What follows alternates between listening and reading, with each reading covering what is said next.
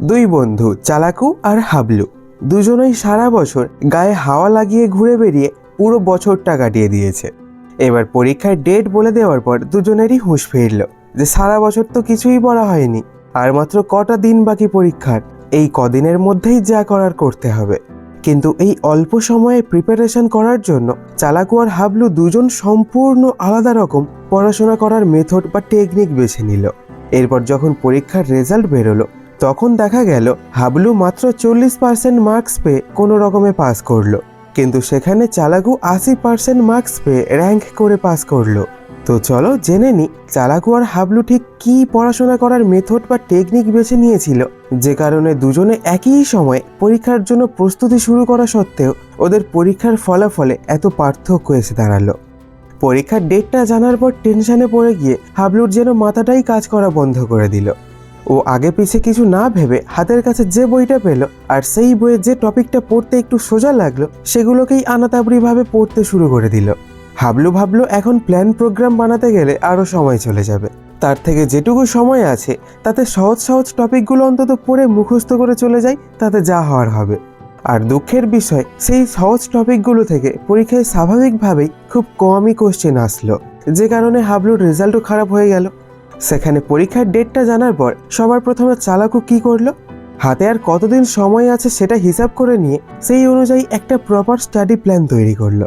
আর এই প্ল্যানটা তৈরি করার জন্য সবার আগে চালাকু বিগত 5 বছরের কোশ্চেন, টিউশন টিচারের ক্লাস নোটস আর রেফারেন্স বুক ঘেঁটে সবগুলোকে কম্পেয়ার করে আর তার সাথে নিজের টিউশন টিচারদের কাছ থেকেও সাহায্য নিয়ে সমস্ত টপিকের শুধু ইম্পর্টেন্ট কোশ্চেনগুলোকে খুঁজে বের করে আলাদা করে নিল। কারণ চালাকু ভেবে দেখলো যেটুকু সময় আছে হাতে তাতে যদি ও পুরো A to Z syllabus cover করতে যায় তাহলে 20% সিলেবাসও ও কভার করে উঠতে পারবে না।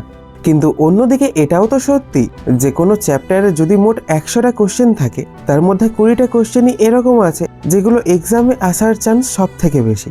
তো 100টা কোশ্চেন করে সময় নষ্ট না করে ও সেই 20টা কোশ্চেনের উপরেই শুধু ফোকাস করলো। এভাবে ও যখন মোটামুটি জেনে গেল যে ওকে মোট কতগুলো কোশ্চেন বাকি কটা দিনের মধ্যে তৈরি করতে হবে, তখন ও সেই অনুযায়ী ডেলি একটা গোল সেট করে নিল। আর এক্সামে স্বাভাবিকভাবেই সেই ইম্পর্টেন্ট কোশ্চেনগুলোর মধ্যে থেকেই বেশিরভাগ কোশ্চেন আসায় চালাকু বেশিরভাগ কোশ্চেনগুলোই কমন পেয়ে গেল আর ওর রেজাল্টও ভালো হলো। এছাড়া হাবলু যখন পড়তে বসতো তখন বিনা দরকারে ওর ফোনটাকে সবসময় নিজের সাথে নিয়ে পড়তে বসতো। ফলে পড়তে পড়তে ওর মাথায় যেই একটা কিছু উঁকি মেরে উঠতো হাবলু সাথে সাথে ফোনটা হাতে তুলে নিয়ে সেই কাজটা তখনই করতে লেগে পড়তো। ফলে এভাবে 10 মিনিট করে পড়া আর তারপর 20 মিনিট করে সময় হাবলুর ফোনের পিছনেই নষ্ট হয়ে যেত। আর সব থেকে মারাত্মক জিনিস, কোনো নির্দিষ্ট গোল না থাকায় হাবলু এটাও বুঝতে পারতো না যে ও অ্যাকচুয়ালি কতটুকু পড়লো আর কতটা সময় ফোন দেখে নষ্ট করলো। হয়তো 3 ঘন্টা বই নিয়ে বসে আছে, কিন্তু সেই 3 ঘন্টার মধ্যে মাত্র 1 ঘন্টা যে ও বই পড়েছে আর বাকি 2 ঘন্টা ফোন দেখে কাটিয়ে দিয়েছে সেটাও বুঝতেই পারতো না। হাবলু ভাবতেও 3 ঘন্টাই পড়েছে। অন্যদিকে চালাকু যখনই পড়তে বসতো তখন ওর ফোনটাকে সাথে নিয়ে বসার বদলে সেটাকে সাইলেন্ট করে দূরে রেখে দিয়েছে, তার বদলে একটা পেন আর সাদা রাফ পেপার নিয়ে পড়তে বসতো। কারণ ঠিক হাবলুর মতোই চালাকুরও পড়তে পড়তে বিভিন্ন জিনিস মনের মধ্যে উঁকি মেরে উঠতো, কিন্তু চালাকু তখনই সেটা করতে লেগে না পড়ে সেই রাফ পেপারটাতে সেটাকে লিখে নিত। আর ও যে গোলটা সেট করেছে সেটা অ্যাচিভ করার পরে গিয়ে মানে পড়া শেষ করে উঠে তারপর সেই পেপারটা দেখে এক এক করে সেই জিনিসগুলো করে নিত। আর একটা মস্ত বড় ভুল যেটা হাবলু করছিল, যে কোনো একটা কোশ্চেনের অ্যান্সার মুখস্থ করার পর সেটা না তো কখনো রিভিশন করছিল আর নাই বা নিজেকে টেস্ট করে দেখছিল যে সেই প্রশ্নের উত্তরটা ওর 1 দিন বা 2 দিন পর তখনও মুখস্থ রয়েছে কিনা। কোনো কোশ্চেন মাত্র একবার মুখস্থ করেই ও সেটাকে ছেড়ে দিচ্ছিল। ফলে এক্সামে বেশ কিছু কমন কোশ্চেন পেলেও সেগুলোর অ্যান্সার কিছুতেই মনে করে উঠতে না পারায় হাবলুকে অনেকগুলো জানা কোশ্চেনও ছেড়ে দিয়ে চলে আসতে হয়েছিল। সেখানে চালাকু কি করছিল, প্রতিদিন নতুন কোশ্চেন পড়া শুরু করার আগে বেশ কিছুটা সময় নিয়ে আগের কয়েকদিনে ও যে কোশ্চেনগুলো পড়েছিল তার মধ্যে থেকে র্যান্ডামলি কয়েকটা কোশ্চেন সিলেক্ট করে ও নিজেই না দেখে সেগুলোর অ্যান্সারটা মুখে বলার চেষ্টা করে দেখতো।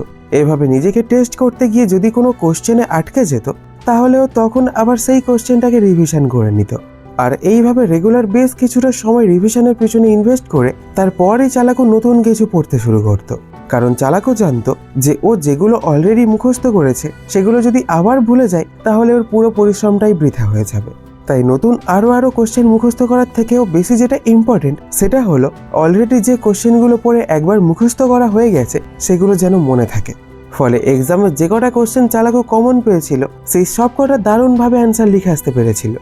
আর এই কারণগুলোর জন্যই মূলত চালাকু আর হাবলু দুজনেই কম সময় পড়ে পরীক্ষা দেওয়ার পর চালাকু ভালো রেজাল্ট করতে পেরেছিল, কিন্তু হাবলুর রেজাল্ট খারাপ হয়ে গেছিল। আশা করি এই গল্পের মাধ্যমে আমরা বুঝতে পারলাম যে কিভাবে কম সময় পড়ে ভালো রেজাল্ট করতে হয়। তো ভিডিওটা শেষ পর্যন্ত দেখার জন্য অনেক অনেক ধন্যবাদ।